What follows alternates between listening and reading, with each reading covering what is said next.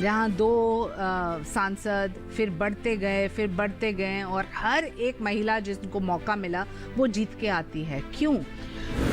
नरेंद्र भाई ने जब पहली बार टिकट दिया ना सबको, तब भी ऐसा था। जहां उनका बेस होता है ना, सातों एमएलए बीजेपी विन होते हैं, वहीं महिला को टिकट देते हैं, जो हर एक कम्युनिटी से थे, हर एक क्षेत्र से, जो अपने अपने फील्ड में और अपने अपने राज्य में कुछ न कुछ ऐसी ज्ञाति से जुड़ी थी कि जहां से उनको पहली बार लाया गया। देखिए हमारा कार्यक्रम नेत्री, महिला सांसद और उनकी कहानियां, सिर्फ डीडी किसान पर।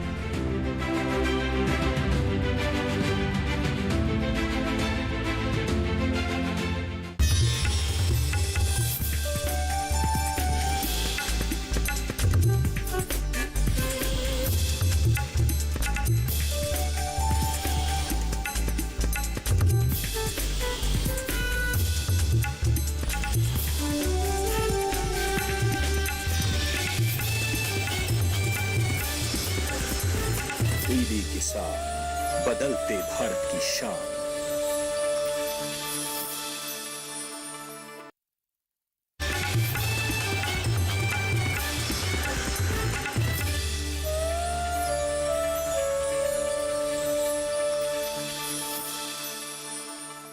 कहा जाता है कि एक नारी के बिना दुनिया की हर काम अधूरे होते हैं।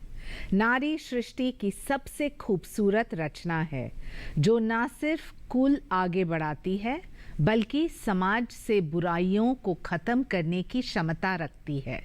इन्हीं सब सफलताओं की कहानी पर आधारित है हमारा कार्यक्रम नेत्री।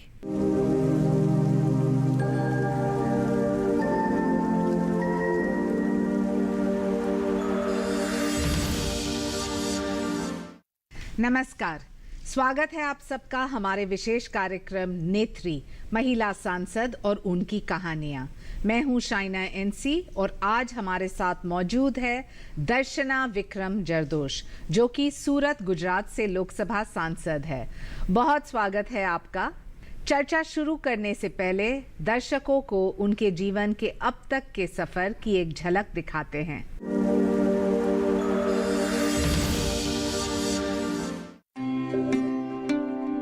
दर्शना जरदोश एक राजनीतिज्ञ हैं जो लोकसभा सदस्य के रूप में सूरत, गुजरात का प्रतिनिधित्व करती हैं। इनका राजनीतिक सफर शुरू हुआ 1988 से। 2014 में दर्शना जरदोश मतों के ऐतिहासिक अंतर से 16वीं लोकसभा के लिए चुनकर आईं। 2019 में भी भारी मतों के साथ 17वीं लोकसभा के लिए विजयी हुईं। दर्शना जरदोश का जन्म 21 जनवरी 1961 में सूरत, गुजरात में हुआ। वहीं से इन्होंने अपनी बीकॉम की डिग्री sir KP college of commerce, Surat, Gujarat से प्राप्त की। साथ ही NIIT, राष्ट्रीय सूचना प्रौद्योगिकी संस्थान से की। दर्शना जरदोश एक अच्छी नृत्यांगना और फोटोग्राफर भी हैं। इन्होंने अपनी हर भूमिका को बखूबी निभाया है।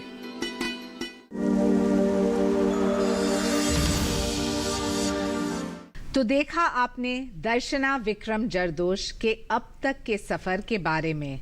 और भी कई सारी बातें हैं जो दुनिया को बताना है, तो उन्हीं से जानते हैं उनकी यात्रा के कुछ दिलचस्प बातें। नमस्कार दर्शना बेन। नमस्ते। सबसे पहले तो बचपन के बारे में चर्चा करते हैं कि आपके बचपन में आपने पढ़ाई खूब की, कंप्यूटर साइंस भी किया, बहुत सारे अलग अलग कोर्सेज।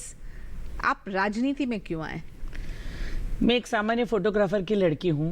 बचपन से हम लोगों को बेटों की तरह ही पाला। हम कजिन सिस्टर्स 5 थे और हमारे बीच में एक ही ब्रदर था। फिर भी हम पापा ने हम लोगों को बचपन से छोटे छोटे कार्यक्रम में फ़ोटोग्राफी करने के लिए भेजे और वहाँ पे जो भी हम लोगों ने फ़ोटोग्राफ्स वगैरह करते थे उसमें हमें पॉकेट मनी मिल जाती थी।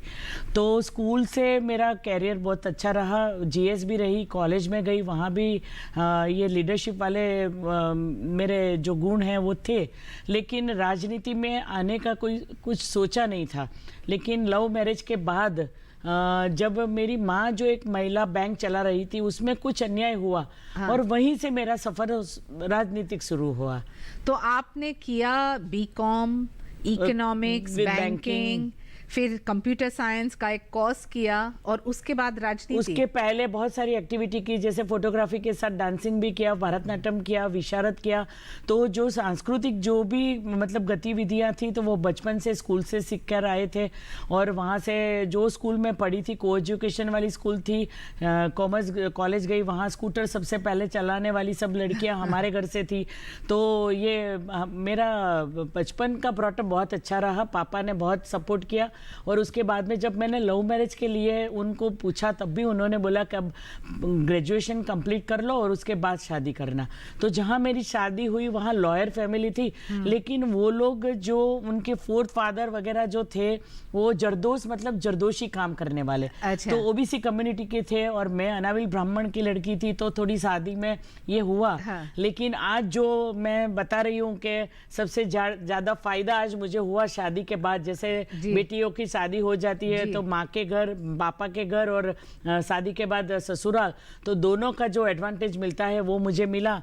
जैसे देसाई कम्युनिटी में मोरारजी भाई देसाई जहाँ सूरत से लड़ते थे, तो मेरी माँ के दूर के रिलेटिव से, और वो जब चुनाव लड़ने जाते थे तो छोटा सा उसको श्रीफल देने जाते थे। और वहाँ का भी मेरा एक फोटो होगा कि जहाँ मेरे लैब पर कैमरा है। और वहीं से जो इतना ही हम लोगों का पॉलिटिकल बैकग्राउंड है, मेरी माता पिता ने खादी पहनकर 1.25 रुपये में शादी की थी, तो वो बहुत गांधीवादी विचार वाले थे, तो उसी के संस्कार आगे बढ़ते गए। और जब मेरी शादी हुई तो उसके बाद में जहाँ मैं गई वहाँ पे भी उन्होंने, कोई अहमदाबादी दर्जी थे लेकिन दर्जी का काम नहीं किया था, लेकिन आज वो कम्युनिटी से, दर्जी कम्युनिटी से सबसे पहले महिला सांसद और उनको मिनिस्टर बनाया गया। और ब्राह्मण और ओबीसी ये कॉम्बिनेशन उन दिनों क्या बहुत रेजिस्टेंस था? हाँ था, क्योंकि मैं परिवार की बड़ी लड़की थी, तो कजिन सिस्टर्स की शादियां भी बाकी थी, तो थोड़ा कुछ हुआ। लेकिन उनका जो उनके घर का माहौल था, एजुकेशन का, उनके प्रति जो व्यवहार था उनका, जो मेरे जिस तरह से मैंने सोचा, जो सच में अनाविल कम्युनिटी ज़्यादा कंजर्वेटिव है, उससे ज़्यादा मुझे ब्रॉड माइंड वाला मुझे ससुराल मिला, जहाँ सब लोग पढ़े लिखे थे, जो मेरे शौक के हिसाब से मुझे आगे जाने दिया उन तो लोगों ने। राजनीति कैसे आया? मेरी माँ ने एक बैंक शुरू की थी और बैंक में कुछ रॉन्ग इन्वेस्टमेंट की वजह से कुछ झगड़ा हुआ और वहां से मेरी सफर शुरू हुई। जहां हमारे सांसद थे तो मैं मेरे वार्ड से शुरुआत की, जहां मैं थी वहां से मैंने उनको सपोर्ट करना शुरू किया। तो आप वार्ड से आगे बढ़ी, फिर महिला मोर्चा की अध्यक्ष बनी शहर की, फिर मैं अनकॉन्टेस्टेड सबसे पहली कॉर्पोरेटर बनी, जहां मैं उस दिन नरेंद्र भाई का पहला फोन आया था, क्योंकि पूरे गुजरात की महिला कॉर्पोरेटर थी जिसको सुबह टिकट मिला और शाम को मैं जीत गई थी। तो चुनाव में कभी गई नहीं, चुनाव सबसे पहले 2009 में मैंने संसद का लड़ा। तो कॉर्पोरेशन का सफर अच्छा रहा। फिर कॉर्पोरेशन के सफर के बाद में 5 साल के बाद में जब लग रहा था मैं मेयर बनूंगी, मैं एमएलए बनूंगी, तो उस टाइम पे हम लोगों को घर पे बिठा दिया गया। नो रिपीटिशन फॉर्मूला में आगे बढ़ने का मौका हट गया। नरेंद्र भाई ने पूछा भी हम लोगों को एक बार कि क्या आप लोग का नाराज नहीं है, लेकिन सच में मेरी ट्रेनिंग वहीं से शुरू हुई, क्योंकि उसके बाद में महिला मोर्चा में जनरल सेक्रेटरी गुजरात में थी। और जिस तरह से नरेंद्र भाई और आनंदी बेन ने हम लोगों का ब्रॉटअप किया, जिस तरह से हम लोगों का जैसे संस्कार सिंचन किया, ट्रेनिंग मिला, तो 26 जिले और 7 महानगर में महिला सम्मेलन जो 1 लाख से 1.5 लाख की महिलाओं के बीच का था, वो करते करते हम लोग जब 2009 तक पहुंचे, तब हम लोगों को ये इलेक्शन वाली प्रोसेस में डाला था कि तो आपको पता चला कि कैसे है। तो मैं सक्षम हो गए।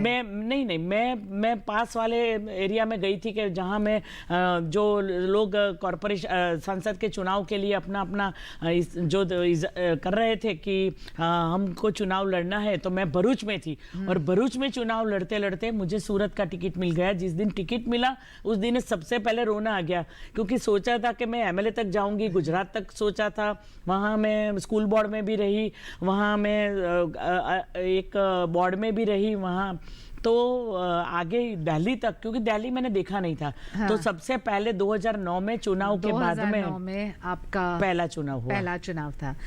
दर्शनाबेन, 30 साल कोई महिला को राजनीति में रहना बहुत लंबा समय है, और कभी कभी हमने देखा है कि महिलाओं को पुरुष से ज्यादा संघर्ष भी करना पड़ता है। आप जब इलेक्शन लड़े 2014 में, आपको सबसे ज्यादा वोट्स मिले, 5,33,000, मीनिंग पूरे देश में कोई महिला नहीं थी जो आपके करीब भी आ सके जीत में। नहीं, 2009 में मैं 75,000 वोटों से जीती और 2014 में जब हम लोगों ने ये सफ़र तय किया तब उसके बाद में ये लोगों के बीच में जाना, उनके साथ में जो नरेंद्र भाई की सोच थी किस तरह से योजनाओं को लोगों तक पहुंचाना, उसके बाद में ये हुआ। और उस टाइम पे ये सपोर्ट भी मिला कि 2014 के चुनाव में नरेंद्र भाई को प्रधानमंत्री बनाना था। तो गुजरात के लोग और सूरत के लोग ज़्यादा पसंद करते हैं उनको, जैसे हर 100 में से 75 वोट बीजेपी को मिला, तो बीजेपी का गढ़ माना जाता है हम लोगों का। और वहाँ से ये 2014 और फिर 2009 में भी 76% तक मेरा वोट शेयर रहा। लेकिन 2014 में 5,33,000 और फिर 2019 में 76% वोट शेयर लेना, ये एक बहुत बड़ी उपलब्धि है, क्योंकि लगातार एक एंटी इनकम्बेंसी भी आता है जो आपके क्षेत्र में नहीं आया और सूरत के लोग ने आपको ही चुना हर बार।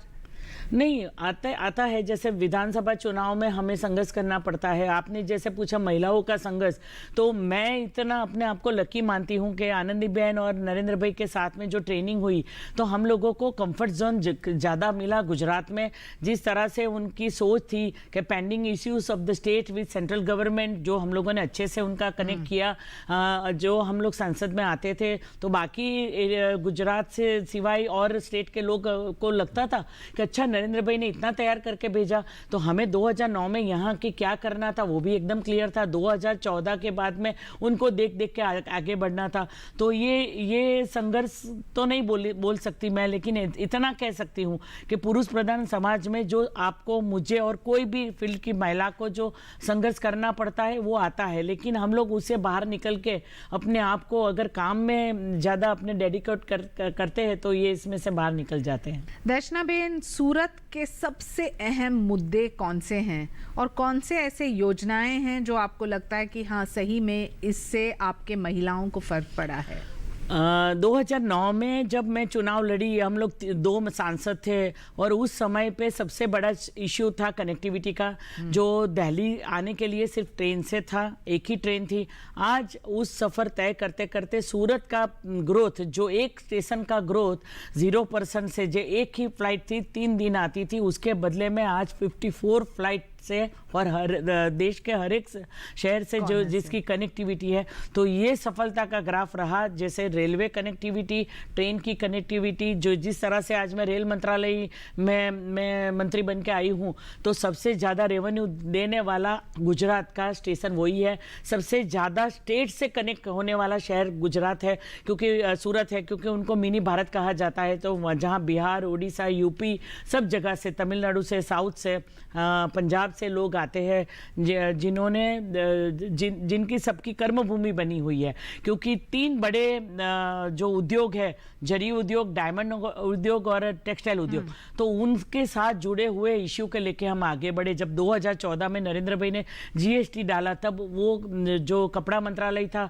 जो आज मेरे पास है, तो उसमें भी काफ़ी दिक्कतें आई, लेकिन उस समय अरुण जेटली जी ने, पीयूष जी ने, सब लोगों ने मिलकर हम लोगों ने उसका हल निकाला, लोगों से बातचीत की। और जिस तरह से नरेंद्र भाई के साथ में गवर्नमेंट ने जो अप्रोच किया है कि अगर कोई भी इश्यू आता है तो उनका बातचीत से हल निकालो और उसका सॉल्यूशन हम ही देंगे। दर्शना बेन, वार्ड में काम करना बिल्कुल अलग होता है और यहाँ दिल्ली में संसद में जब आप कोई भाषण या कोई मुद्दा उठा रहे हैं तो आप इसका रिसर्च कैसे करते हैं? नहीं, मुझे लगता है कि जिस तरह से कोई भी समस्या को लेके यहाँ पे आना है तो उनमें उसको समझना बहुत ज़रूरी होता है कि उसको ठीक से अगर समझ ले तो हम ज़्यादा अच्छे से प्रेजेंट कर सकते हैं। और वार्ड में काम करने से ज़्यादा उसके साथ साथ जब मैं दिल्ली में आई तो 2009 से 12 के बीच में स्मृति जी के साथ और 12 से 14 के बीच में महिला मोर्चा में सरोज जी के साथ, तो 4 साल यहाँ और 6 साल गुजरात में ज़्यादातर मैं महिलाओं से जुड़ी और संगठन से काम किया। तो जो इशू जो उनके पास थे, जो लोगों से कनेक्ट होने की जो आप बात कर रहे हैं, वो मैं समझती थी। गुजरात में और सूरत में भी ऐसा होता था कि जो हम लोगों की इशू है तो मैं वहाँ तक हर एक मेरे क्षेत्र में जाना, उन लोगों के संपर्क में लेना, वो डेली होता था। तो उसके हिसाब से ये चलता रहा। वक्त आ गया है एक छोटे से ब्रेक का। ब्रेक के बाद भी बातचीत का सिलसिला जारी रहेगा, कहीं मत जाइएगा।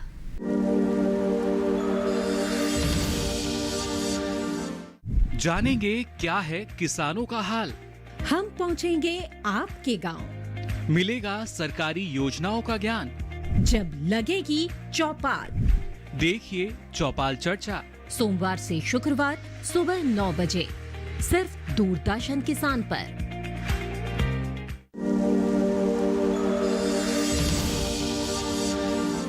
ब्रेक के बाद फिर से एक बार स्वागत है।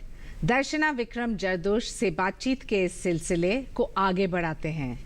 दर्शना जी, गुजरात एक बहुत ही अलग एग्जाम्पल है, विचित्र है एक ढंग से, जहां दो सांसद फिर बढ़ते गए और हर एक महिला जिनको मौका मिला वो जीत के आती है। क्यों? नरेंद्र भाई ने जब पहली बार टिकट दिया ना सबको, तब भी ऐसा था, जहां उनका बेस होता है ना, 7 एमएलए बीजेपी विन होते हैं, वहीं महिला को टिकट देते हैं।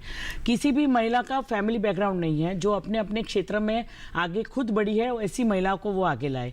तो जैसे पहली बार 2009 में हमको 3 महिला को टिकट मिला, हम अध्यक्ष और महामंत्री दोनों को, हमने 100% रिजल्ट दिया, तीनों में से तीनों जीत कर आ गई। फिर वो 4 हुई, जब 2014 में उनको अपनी सीट खाली करनी थी तो उन्होंने एक को और ज़्यादा दे दिया तो 5 हुआ। 2019 में हम आगे बढ़ते गए, जिस तरह से वो 2000 में हम 19 में 6 हुए।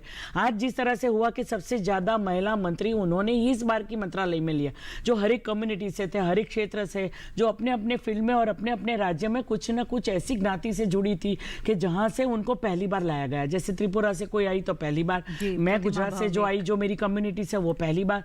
तो इस तरह का उनका जो फूलों का गुलदस्ता बनाने का जो उनकी सोच है कि हर कम्युनिटी से ही बनता है, तो वो कॉर्पोरेशन में भी तय होता है, वो विधानसभा में भी तय होता है और लोकसभा में भी होता है।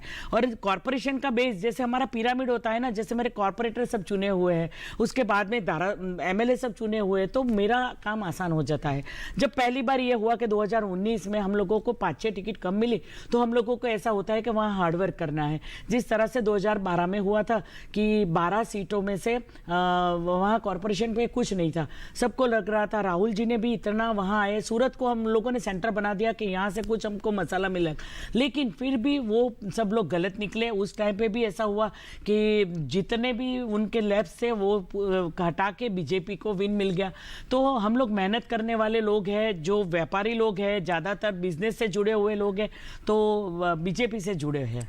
तो डायमंड मैन्युफैक्चरर्स, डायमंड के जो फैक्ट्रीज हैं, टेक्सटाइल के जो काम करते हैं, महिलाओं को जो मौका मिलता है, उसके लिए क्या आपने एक रूपरेखा बनाया? क्योंकि कनेक्टिविटी तो एक चीज होती है, लेकिन व्यवसाय में लोगों को बहुत हाँ जी, जो ईज ऑफ डूइंग की जो बात होती है, जहाँ पे उनको अच्छा सा माहौल मिले, जैसे कॉरपोरेशन जो अच्छी सुविधा दे रही है, लाइट, रास्ता, गटर, पानी, वो तो है, उसके साथ में 24 घंटे ये सब प्रोवाइड करना, उसको जो बिजनेस को चाहिए, जो पानी चाहिए, जो टेक्सटाइल को चाहिए, वो सब है हमारे यहाँ। टेक्सटाइल पार्क इतने सारे बने हुए हैं, कोई भी कपड़ा ऐसा नहीं पूरे देश का, दुनिया का, कि जो सूरत में ना बनता हो।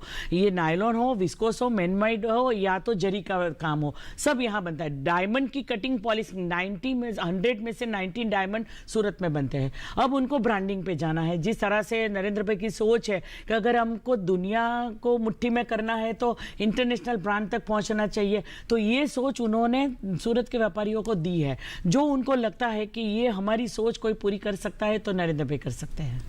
और दर्शना बेन, अभी आपको एक जिम्मेदारी और रेलवेज और टेक्सटाइल, इसमें क्या है आपकी भूमिका और कैसे आपके क्षेत्र के लोगों तक आप पहुंचाएंगे आपका काम? 2017 साल के बाद ये मिनिस्ट्री सूरत को मिली है। जब काशीराम भाई राणा थे तब वो थे। मेरी कम्युनिटी जैसे पापा वाली को मोरारजी देसाई के बाद में किसी महिला को यहाँ पे मिला, ओबीसी जो सबसे ज़्यादा है, तो हमारी सब कम्युनिटी, सब लोग इतने खुश है। तो टेक्सटाइल तो मैं पूरे 12 साल करती रही थी, तो ये विषय मेरे लिए नया नहीं है। मैं और उसमें मेरा दे सकती हूँ इनपुट वगैरह, जो जानना है उसका रिजल्ट देना। कल ही हम लोगों ने एक रिजल्ट दिया, जिस तरह से हुआ कि विस्कोस पे एंटी डंपिंग ड्यूटी डालनी थी, पीयूष जी को जिस तरह से कन्विंस किया, और हम आज वो फेवर में आया सूरत वाले लोगों के। डायमंड का भी ऐसा है, सबसे कोविड के टाइम में, पेंडेमिक टाइम में भी अगर कोई एक बिजनेस चलता था इंटरनेशनल मार्केट में, तो डायमंड वाला चलता था। तो इसका भी ऐसा ही है कि उनको भी बहुत सारा सपोर्ट जो चाहिए वो हमारे यहाँ कॉरपोरेशन, जो फैक्ट्रियाँ हैं उनकी एक्सपोर्ट सिस्टम, दुनिया का सबसे बड़ा डायमंड हब सूरत में बनने जा रहा है। अगर ये नरेंद्र भाई नहीं लाते, जिसका ओपनिंग करने जा रहे हैं, आज मैं रेलवे मंत्रालय में हूँ, तो रेलवे का पीपीपी का मॉडल जो सबसे बड़ा सूरत का हब बनने वाला है, जो सबसे जैसे गांधीनगर में खुला उनके सपनों का स्टेशन, ऐसा सूरत में बनने वाला है। तो जिस तरह से कनेक्टिविटी सिर्फ एयरपोर्ट की नहीं, रेलवे की भी होती है, और इंफ्रास्ट्रक्चर जो सब बिजनेस को चाहिए वो सब सूरत में कॉरपोरेशन, राज्य सरकार और केंद्र सरकार दिक्कतें तीनों का क्या? मेल अच्छा है। दिक्कतें क्या है?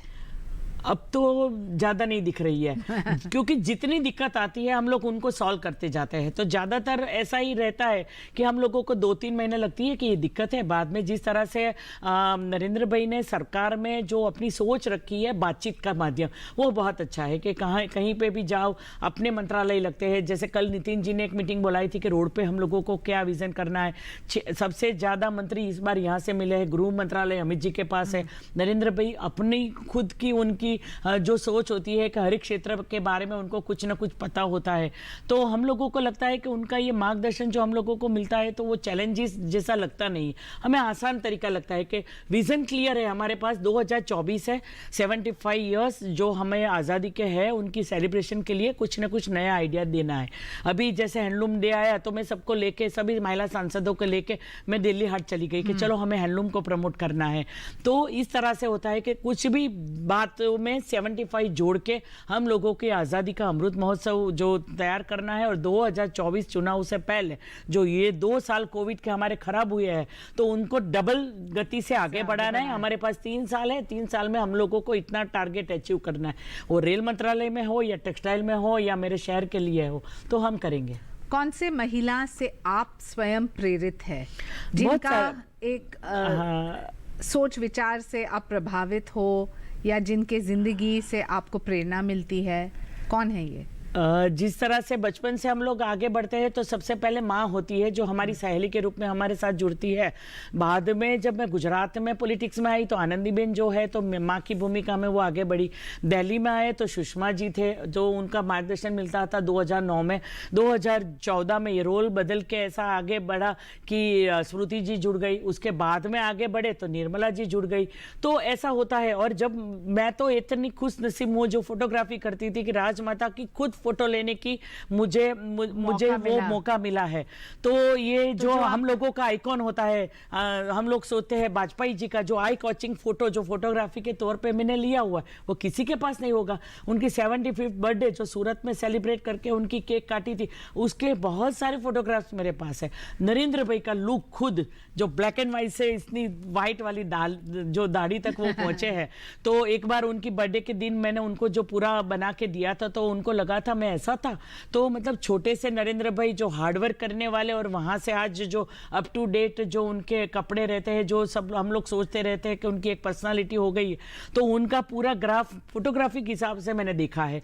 सुषमा जी के साथ ऐसा हुआ था कि एक दिन सुषमा जी और सोनिया जी साथ में थे और दोनों ने एक दूसरे के कंधे पे हाथ डाला था। ऐसे फोटोग्राफ जो है तो बहुत सारी ऐसे मौके मिले कि जो फोटोग्राफी विजन से जो एक सामान्य फोटोग्राफर की लड़की यहाँ तक पहुंची जिसमें सबका सपोर्ट रहा और उसके साथ में मुझे जो अचीव करना था मुझे काम करने में मजा आया। तो दर्शना बेन, जो आप राजनीति में नहीं थे, संसद में नहीं बैठे, आज मंत्री नहीं थे, तो आप एक फोटोग्राफर बनना चाहते थे?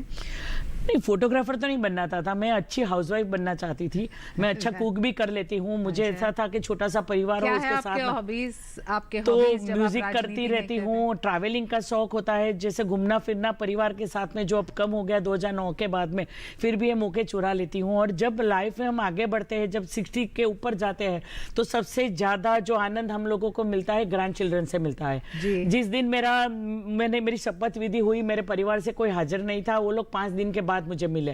तो नहीं, जब मेरे लिए सरप्राइज था जिस दिन मैं मंत्री बनी। तो सूरत से तो कोई आ ही नहीं सकता, सब लोग सूरत में थे। फिर मैंने सोचा कि यहाँ अभी 15 अगस्त के बाद जाना है तो सब लोगों को 5 दिन के बाद ही बुलाया। तो उसके पहले तो मेरा जैसे मंत्रालय में प्रवेश हो गया था, वो सब हो गया था। उसके बाद में परिवार से मिलना हुआ। तो 3 ग्रैंडसन है कि जिसके साथ में उसके साथ खेल के उसके साथ बाद जो 5 साल के हुए हैं तो उनका ग्रोथ मैंने बहुत कम देखा। लेकिन 2 साल कोविड में उनके साथ रहने का मौका मिल गया और अब लग रहा है कि ये सब वापस दूर चलने लगा है क्योंकि ये दोनों मंत्रालय की जिम्मेदारी मिली है। लेकिन लास्ट जो पॉइंट हम बोलते हैं कि कुछ विश बाकी रह जाती है कि कुछ बाकी है क्या, तो है ऐसी कि लड़की नहीं है, क्योंकि मेरा ग्रोथ जो हुआ है तो ऐसा हुआ कि मैं पापा की लड़की थी, उसकी लाडली थी, तो उसके हिसाब से मुझे बहुत अच्छा मिला। जैसे पुरुष प्रधान समाज में 5 लोग थे जो मेरा कहा मानने वाले थे, डोमिनेटिंग में हो गई थी, पापा, एक ही भैया, हस्बैंड ने कहा माना, दोनों बेटों ने माना, तो अब ऐसा हो गया। लेकिन अब मेरी टीम बड़ी हो गई, 2 बहुएं आ गई है, तो हम लोग 3 हो गए, तो 3-3 का हम लोगों का मेल हो गया है। 3 ग्रैंडसन, 3 लेडीज हम लोग घर के, और विक्रम और उसके दोनों साथ आशय और प्रणय, तो पूरा परिवार हम लोग सिमट के रह गए। तो परिवार की खुशी मुझे स्ट्रेन देती आप है। अच्छा गुजराती खाना बनाते हैं? हाँ, मैं बनाती हूँ। यहाँ पे भी ऐसा है, एक दिन नरेंद्र भाई ने प्रधानमंत्री कार्यालय पे बोल दिया था कि महिलाओं का जब मेल था तब, कि वो अच्छी फोटोग्राफर भी है और आप लोगों को तो खाने बनाने का शौक होगा, खाने का शौक होगा, लेकिन टाइम नहीं मिलता होगा, तो आप दर्शना जी को बोल दो, वो आपको अच्छा खाना खिलाएंगी। और लोकसभा में भी देखो, हम हर पार्टी के लोग जो गुजरात के खमन होते हैं, मैं यहाँ पे सबको, हम लोग लास्ट बेंचर जो है लोकसभा में सेंट्रल हॉल में ये खाने का कार्यक्रम करता है, मैं, मीनाक्षी, सुप्रिया जी, तो उस समय कोई पार्टी का वो नहीं रहता, मतलब सौगत राय जी भी आके खाना खाते हैं, महुआ भी आती है। तो ये सब हम लोगों का जो खाने की वजह से, सूरत का जमन और काशी का मरण, तो सूरत की खाने की चीज के हिसाब से मुझे कुकिंग का शौक भी है और मैं फूडी भी हूँ थोड़ी। बहुत अच्छा। मोरारजी देसाई और उनका जो लेगेसी रहा, सूरत के प्रति जो आपके निष्ठा के साथ आप काम करते हैं, उस परिप्रेक्ष्य में क्या सूरत की महिलाओं को आप कोई मैसेज देना चाहेंगे गुजराती में अपने दर्शकों को? ગુજરાતીમાં તો એવું જ કે મોરારજીભાઈ પછી ભલે હું પહેલી સાંસદ બની છું, પણ નરેન્દ્રભાઈના માર્ગદર્શનમાં એમણે મહિલાઓને જે સશક્તિકરણ આપ્યું છે અને જે મજબૂત બનાવી છે, અને એમની જે સોચ હતી કે તમે સશક્ત હશો તો અન્યાય સહન નહીં કરશો, તો એ સાયકલ સાથે જ ચાલતી હોય છે, એટલે તમે તમારી મનગમતી પ્રવૃત્તિ માટે 1 કલાક જરૂરથી કાઢો અને એમાં તમે એક્સપર્ટ બનો, અને એની સાથે સાથે પરિવારને બગાડ્યા વગર, પરિવારનો સાથ લઈને તમે તમારા ફિલ્ડમાં આગળ વધો। आप शायद दर्शनाबेन एक ही मात्र महिला सांसद है जिन्होंने बाइक रैली खूब चलाया इलेक्शन में, और वो फोटो बिल्कुल वायरल हो गया। रैलियां जब भी निकलती है तो कुछ नया करने का हम लोग सोचते हैं, तो ऐसा है कि हम लोगों को ये आदत है कि सूरत कॉस्मोपॉलिटन सिटी है, छोटा शहर है, तो वहाँ रास्ते भी छोटे हैं, तो वहाँ बाइक आसान हो जाती है। रूरल में भी ऐसा होता है, और लोगों को लगता है कि हमारे बीच हमारे जैसे सांसद है, तो ये बचपन से जो स्कूटर का ट्रेनिंग पापा ने दिया था, तो वो आगे बढ़ा है। तो अच्छी इसमें पॉलिटिकली भी हम लोग इसमें आगे बढ़ते हैं। अंत में दर्शनाबेन, जो संदेश आप उन महिलाओं को देना चाहते हैं जो इस कार्यक्रम को देख रहे हैं, नेत्री का लक्ष्य है कि महिला सांसद और उनकी कहानियां के साथ जो संघर्ष से प्रेरणा मिलती है, उनके प्रति आप क्या कहेंगे? सभी को नमस्कार। और बहुत अच्छा कार्यक्रम रहा, लेकिन संघर्ष सबके लिए है, जैसे मेरे लिए है, शाइना जी के लिए है, और आप सबके लिए भी है।